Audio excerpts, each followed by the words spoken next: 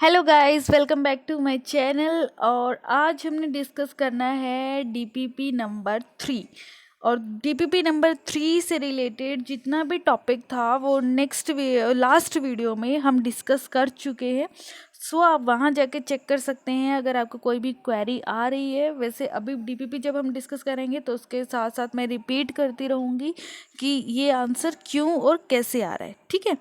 चलिए question number 1 discuss करते हैं, that is consider the statement. So AgEn positive and AgNH3 twice. ये बोल रहा है AgEn positive is less stable then AgNH3 twice. Statement बिल्कुल करेक्ट है। क्यों हमने बोला था कि जो Ag है वो लीनियरिटी को फॉलो करता है। लीनियरिटी मीन्स कि ये लीनियर कॉम्प्लेक्सेस को बनाना प्रेफर करते हैं कोऑर्डिनेशन नंबर 2 में। और अगर ये इथिलीन डायमीन EN के साथ कॉम्प्लेक्स बनाता है तो ये क्या बनेगा, चिलेट रिंग बन जाएगी। और चिलेट रिंग बनेगी तो ये लीनियरिटी को फॉलो नहीं करेगा। इसका जो स्ट्रक्चर बनेगा वो कैसा हो जाएगा, अनस्टेबल। तो अगर इसको स्टेबिलिटी को लीड करना है तो इसको लीनियर स्ट्रक्चर में आना पड़ेगा। दैट इज़ वाई जो AgNH3 ट्वाइस वाला कॉम्प्लेक्स है ये आपका मोर स्टेबल हो जाएगा एज कंपेरिजन टू AgEN के। ऑल्दो EN क्या है, चिलेटिंग लिगेंड है, स्टेबिलिटी प्रोवाइड करता है कॉम्प्लेक्स को, बट इस केस में ये जो आपका कॉम्प्लेक्स होगा ये लेस स्टेबल कॉम्प्लेक्स होगा as comparison to AgNH3 twice के, ठीक है। और ये जो है ये एग्जैक्ट टॉपिक हम वीडियो में डिस्कस कर चुके हैं। नेक्स्ट हमारे पास है formulation Fe water FeH2O5NO2 positive contain Fe plus and NO plus. और ये बिल्कुल करेक्ट स्टेटमेंट है। ये स्टेटमेंट आपके इससे पहले वाले डीपीपी जो हमने डिस्कस की थी ये वहाँ पे भी है। आप ऑक्सीडेशन स्टेट फाइंड आउट कर सकते हैं Fe का X प्लस, और Fe के साथ NO हमेशा किस में रहता है, +1 में। तो X+1 is equal to +2। X क्या हो जाएगा, +2 - 1, तो X हो जाएगा मेरा +1। और NO Fe के साथ हमेशा +1 में रहता है, तो स्टेटमेंट आपका करेक्ट है। नेक्स्ट है आपका according to VBT the hybridisation of D3S generally occur in case of MnO4 negative. बिल्कुल करेक्ट है। MnO4 नेगेटिव में Mn का ऑक्सीडेशन स्टेट है +7, तो D0 है यहाँ पे। तो D0 है और मेरे पास MnO4 है, तो क्या हो जाएगा D3S। बिल्कुल करेक्ट स्टेटमेंट है। टेट्राहेड्रल ज्योमेट्री यहाँ पे बनेगी आपकी, ठीक है। चलिए नेक्स्ट पे हमारा चलते हैं question number 2, that is again consider the statements. Statement number 1, complex with coordination number 1 does not exist. ये बिल्कुल फॉल्स स्टेटमेंट है।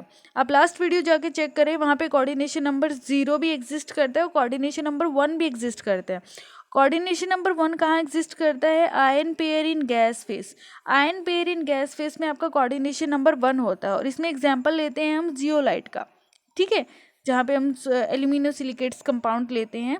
तो उस केस में जो एल्कली मेटल्स होते हैं वो आपके कोऑर्डिनेशन नंबर 1 शो करते हैं, तो ये स्टेटमेंट हो जाएगा आपका फॉल्स। क्यूबिक स्ट्रक्चर में orbital FXYZ also involve in hybridisation. बिल्कुल करेक्ट स्टेटमेंट है। वीडियो में आप जाके चेक करें, ये सारे आपको वहाँ पे मिलेगा कि जब आपका क्यूबिक स्ट्रक्चर बनता है तो आपके पास हाइब्रिडाइजेशन होती है sp3d3f। तो S का ऑर्बिटल एक ही है, यूज हो गया। Pk3 PX PY PZ हो गया। D का कौन सा होगा, DXY DYZ और DZX। और F का ऑर्बिटल यूज होता है हमारे पास FXYZ। D का x² - y² और DZ² इसीलिए बॉन्डिंग में पार्टिसिपेशन नहीं करते क्योंकि ये आपके डायरेक्ट फेस से अप्रोच करेंगे, जबकि आपका जो लीगेंड है वो कॉर्नर से, क्यूब के कॉर्नर से अप्रोच कर रहा है। और x² - y² और DZ² आपके उसका जो क्यूब है वो क्यूब के फेस से अप्रोच कर रहे हैं। सो बॉन्डिंग जो है वो आपका इफेक्टिवली नहीं हो पाएगा। तो उस केस में FXYZ ऑर्बिटल रिस्ट्रिक्शंस को ओवरकम करेगा और क्या करेगा, बॉन्डिंग में पार्टिसिपेट करेगा। तो स्टेटमेंट आपका करेक्ट है कि क्यूबिक के अंदर FXYZ ऑर्बिटल जो बॉन्डिंग में पार्टिसिपेशन करेगा, ठीक है। नेक्स्ट आपके पास स्टेटमेंट है इन ट्रायगोनल प्रिज्मेटिक। ये ट्रायगोनल प्रिज्मेटिक किस कोऑर्डिनेशन नंबर में बनता है, कोऑर्डिनेशन नंबर 6 में। तो यहाँ पे हाइब्रिडाइजेशन क्या है, DS5, तो 5 और 1 6, बिल्कुल करेक्ट स्टेटमेंट है। नेक्स्ट स्टेटमेंट आपका कोऑर्डिनेशन नंबर आपका है क्वेश्चन नंबर 3। तो यहाँ पे आपने ज्योमेट्री बतानी है। तो PAF3 negative and TAF3 negative, coordination number 8 है। और कोऑर्डिनेशन नंबर 8 में हमारे पास शेप बनती है, एक बनती है क्यूबिक, दूसरी बनती है हमारे पास स्क्वायर एंटी प्रिज्मेटिक, और एक बनती है मेरे पास डोडेकाहेड्रल। ठीक है, सो क्यूबिक तो रेयर ही है, ठीक है, क्योंकि वहाँ पे लिगेंड रिपल्शंस एग्जिस्ट करते हैं। फिर मेरे पास दो केस बच जाते हैं, that is square anti prismatic and dodecahedral.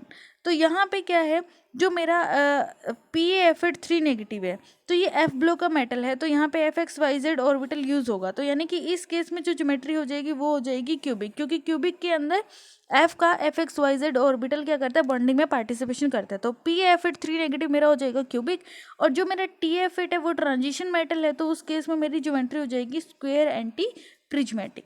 तो ये याद कर लिए आप डायरेक्ट कि PaF3 नेगेटिव में आपका ज्योमेट्री है क्यूबिक, एंड TF3 नेगेटिव में आपका ज्योमेट्री क्या है, वो है आपका square anti prismatic. Moving to the next one, that is coordination, question number 4। The coordination number and geometry बतानी है आपने, तो REH9 2 नेगेटिव, तो यहाँ पे कोऑर्डिनेशन नंबर आपको इजीली विजिबल है, कोऑर्डिनेशन नंबर 9 है, और 9 में हमने याद किया था, कैसे याद कर सकते हैं, 3 × 3, 3 3 से 9, तो क्या हो जाएगी, tricapped trigonal prism. So answer is, आपका आंसर हो जाएगा यहाँ पे option number C is the correct answer, that is tricapped trigonal prismatic structure होगा कोऑर्डिनेशन नंबर 9 में। उसके बाद हमारे पास आता है कोऑर्डिनेशन क्वेश्चन नंबर 5, जहाँ पे आपका coordination number of Na positive in zeolite. तो आप इजीली, अभी हमने डिस्कस किया था कि कोऑर्डिनेशन नंबर 1 कहाँ पे होता है, जियोलाइट में, तो कोऑर्डिनेशन नंबर क्या हो जाएगा, 1, तो यहाँ पे option B is the correct answer. Question number 6 discuss करते हैं। यहाँ पे क्या है, कॉइनेज मेटल है, तो आपने बताना है most stable complex with coordination number 2। सो सबसे पहले आता है कॉपर, कॉपर के बाद आता है Ag के बाद आता है Au, और हमें पता है down the group stability of complex क्या होती है, इंक्रीज। तो सबसे ज़्यादा स्टेबल कॉम्प्लेक्स बनेगा Au पॉजिटिव के साथ, देन Ag पॉजिटिव, और उसके बाद कॉपर पॉजिटिव, तो आंसर हो जाएगा आपका Au। ठीक है, so gold is the answer.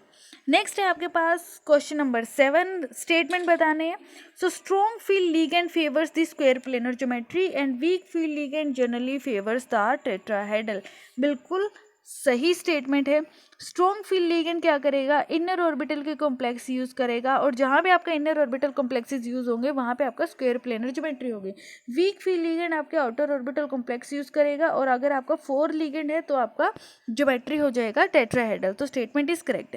Second statement है high spin square planar and low spin tetrahedral complex are rarely found. देखिए, अगर जर्नली बोलता तो स्टेटमेंट हो जाती फॉल्स, क्योंकि ये जनरली नहीं मिलते। स्क्वायर प्लेनर हमेशा लो स्पिन में बनेगा क्योंकि स्ट्रॉन्ग फील्ड लिगेंड हम यूज़ कर रहे हैं, और टेट्राहेड्रल हमेशा हाई स्पिन में हाई स्पिन कॉम्प्लेक्सेस बनेंगे क्योंकि वो आउटर ऑर्बिटल कॉम्प्लेक्सेस को आउटर ऑर्बिटल्स को यूज़ करते हैं।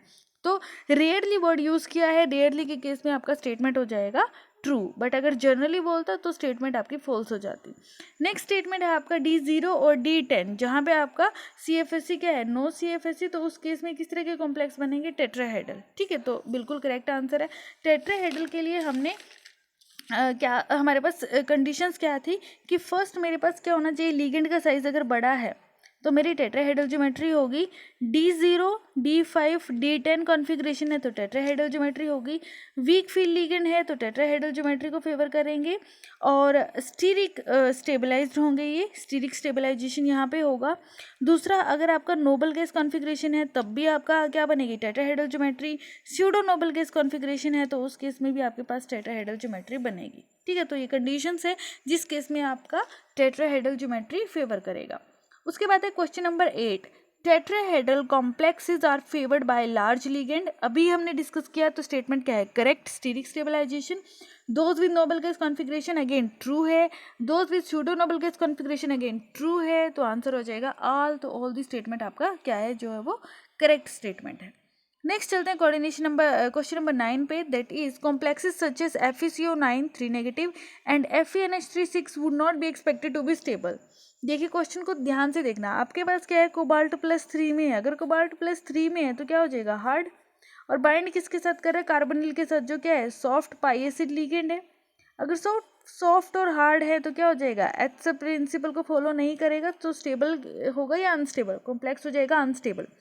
और अगर आप Fe वाला कॉम्प्लेक्स देखें तो उस केस में भी क्या है, Fe का ऑक्सीडेशन स्टेट 0 है, और मेरा अमोनिया हार्ड है, तो Fe0 में क्या हो जाएगा, सॉफ्ट, और हार्ड अगेन क्या हो जाएगा, unstable according to the eights principle. ठीक है, चलिए moving to the next one, that is K potassium CuCN twice has a polymeric structure. ये हम डिस्कस कर चुके हैं, अगर आप वीडियो में जाके चेक करें तो यहाँ पे आपका कोऑर्डिनेशन नंबर 2 ना होके कितना हो जाता है, कोऑर्डिनेशन नंबर 3, क्योंकि ये आपका सॉलिड पॉलीमेरिक स्ट्रक्चर में जाता है, तो कॉपर यहाँ पे कोऑर्डिनेशन नंबर 3 में प्रेजेंट होगा। Statement is correct.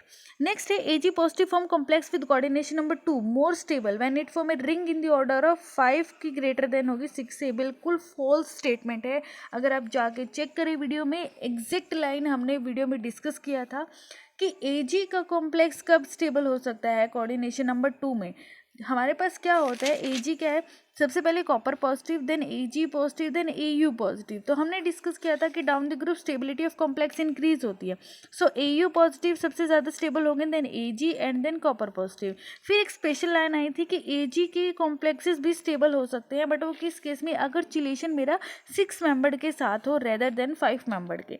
बट यहाँ पे स्टेटमेंट में क्या लिखा हुआ, 5 मेंबर्ड का ज़्यादा है 6 मेंबर्ड के, तो स्टेटमेंट हो जाएगा फॉल्स।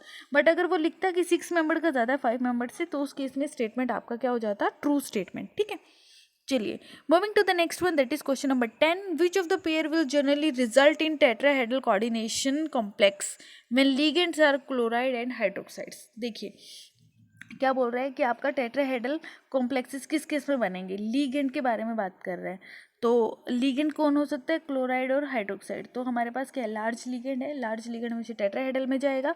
तो उसके लिए हमारे पास मेटल में क्या होना चाहिए, अगर मेटल मेरी क्या है, नोबल गैस कॉन्फ़िगरेशन को फॉलो कर रही है तभी टेट्राहेड्रल बनेगा। स्यूडो नोबल गैस कॉन्फ़िगरेशन को फॉलो कर रही है तो टेट्राहेड्रल ज्योमेट्री बनेगी। अब आप फाइंड आउट कर लीजिए, बेरिलियम में क्या है, नोबल गैस कॉन्फ़िगरेशन तो फॉलो करेगा, जिंक +2 अगेन फॉलो करेगी, और कोबाल्ट +2 क्या है, कोबाल्ट +2 यहाँ पे, हाँ कोबाल्ट +2 में क्या हो जाएगा, D7 में क्या हो जाएगा हमारा आर्गोन 18 3D7 4s2। ठीक है, तो कोबाल्ट +2 में D7 है और 18 है, तो स्यूडो नोबल गैस कॉन्फ़िगरेशन है, तो आंसर हो जाएगा मेरे पास कोबाल्ट, बेरिलियम एंड जिंक। तो ये मेरे हो जाएंगे जो कोऑर्डिनेशन नंबर आपका 4 शो करेंगे। ठीक है, चलिए तो आज की वीडियो के लिए question number 10 question are sufficient. Next question जो होगा वो हम नेक्स्ट वीडियो में डिस्कस करेंगे। Till then take care, bye, stay home, stay safe, and if you like this video please like, comment, share and subscribe the channel. Also press the bell icon for more updates and videos. और अगर आपको कोई doubt लगे तो आप comment section में बता सकते हैं, मैं आपके डाउट को सॉल्व करने की कोशिश करूँगी। बाकी डाउट कोई होना नहीं चाहिए, क्योंकि अगर आप लास्ट वाले वीडियो जाके चेक करेंगे तो आपको एक एक पॉइंट अपने आप क्लियर हो जाएगा। Okay, thank you very much.